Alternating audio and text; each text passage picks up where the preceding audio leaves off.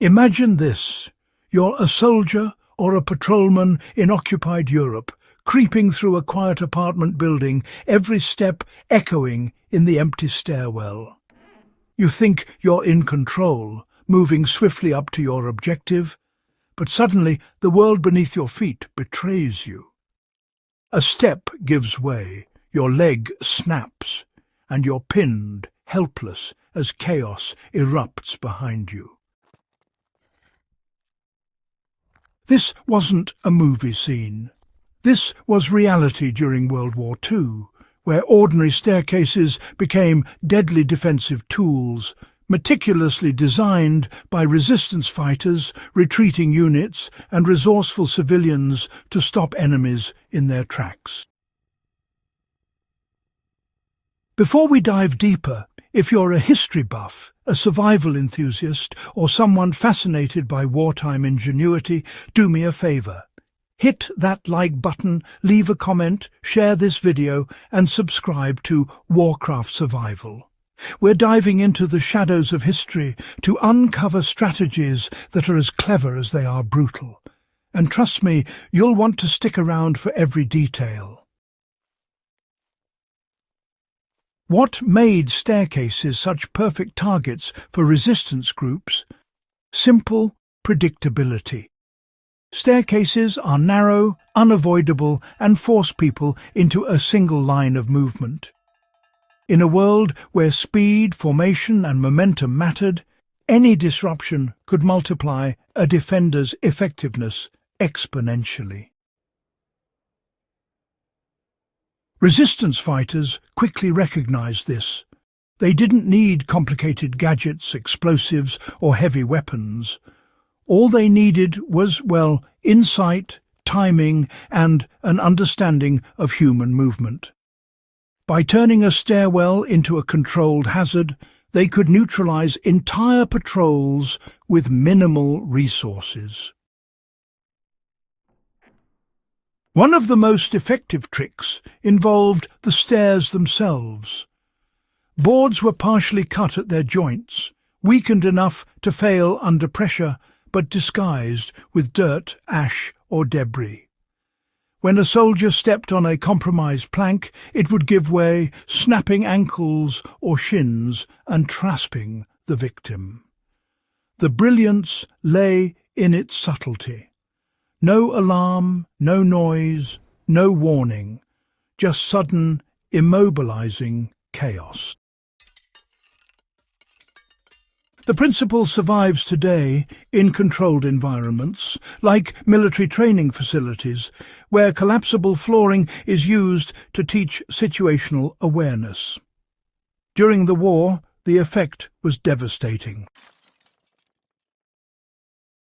A single pinned man could block an entire staircase, breaking formation and, well, buying defenders precious time.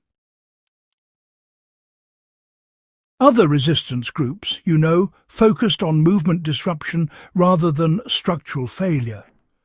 Soldiers reported entire flights of stairs coated with animal fat lamp oil, or even soap, creating almost invisible, slick surfaces. One misstep, and a man could break bones, or be incapacitated for several minutes. This method became even more lethal when combined with subtle alterations to step height. Raising or lowering a single riser by an inch could throw off rhythm, causing an intruder to stumble right into the slickened steps below. It was passive defense at its finest. No explosives, no guns, yet, highly effective. The lesson is clear. Subtle environmental changes can completely disrupt human movement under stress, a principle that modern survivalists and trainers still apply in safe, ethical ways today. Some of the deadliest traps, involved hidden spikes or pegs. In Eastern Europe, defenders would embed sharpened wooden pegs into steps so that ascending soldiers would hit their shins or knees, while those coming down remained mostly safe. Even just a few well-placed spikes could cripple multiple intruders, especially when combined with the chaos of speed and panic. The underlying concept here was directional deterrence, basically exploiting predictable movement patterns. These days, this principle can be translated ethically through things like textured surfaces, noisy grates, or pressure-sensitive alarms. These are tools that slow intruders and alert defenders, all without causing any real injury. Even handrails were weaponized. Soldiers, quite naturally, reached for support when they lost their footing. Some rails were actually loosened so they would collapse under weight, while others were coated with abrasive or sticky substances to punish those instinctive grabs.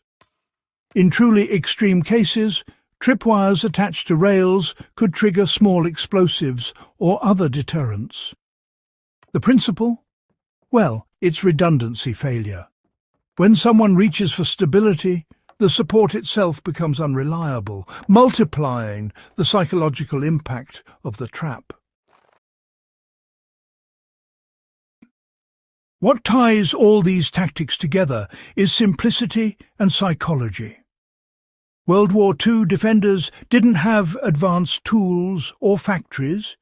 They had observation, improvisation, and an intimate understanding of human behaviour. Staircases, kitchens, barns and apartments became miniature battlefields where ordinary spaces were transformed into lethal instruments of defence. For modern survivalists and history enthusiasts, the lesson is universal. Understanding terrain, predicting movement, and creating subtle barriers or deterrents can provide a, disproportionate advantage. In essence, these traps were lessons in patience, foresight, and exploiting predictability. A bit like a chess game played in narrow corridors rather than across open fields. The staircase traps of World War II are more than just grim anecdotes. They're testimony to the ingenuity and resourcefulness born of desperation. They remind us that survival isn't always about weapons or numbers. Sometimes it's about seeing the battlefield in everyday spaces and turning ordinary features into powerful tools. If you found this deep dive fascinating, don't forget to subscribe to Warcraft Survival, share this video with a fellow history lover, and leave a comment on which strategy surprised you the most. There's a whole world of overlooked tactics out there, and together we'll uncover them all.